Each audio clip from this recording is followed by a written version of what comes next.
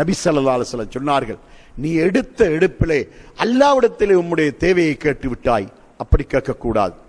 நீ அப்படி கேட்பதென்றால் இந்த துஆவை தொடங்கும் போது முதலில் நீ அல்லாஹ்வை புகழ வேண்டும், இரண்டாவதாக என் மீது ஸலவாத்து சொல்ல வேண்டும்.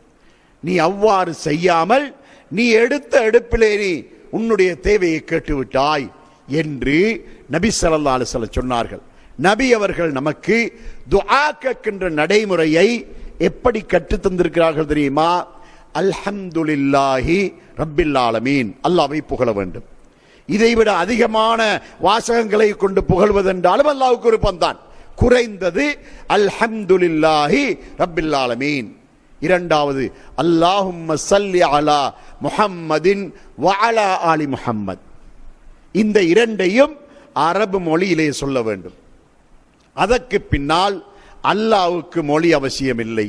நம்முடைய தாய் மொழியிலே கேட்கக்கூடிய எல்லாவற்றையும் கேட்டு முடித்துவிட்டு கடைசியாக வஸல்லல்லாஹு அலா முஹம்மதின் வ ஆலிஹி வ ஸஹ்பிஹி அஜ்மஈன் வல்ஹம்துலில்லாஹி ரப்பில் ஆலமீன். தொடங்குவது புகழை கொண்டும் ஸலவாத்தை கொண்டும், முடிப்பது ஸலவாத்தை கொண்டும் புகழை கொண்டும் என்பதாக துஆ அமைய வேண்டும்.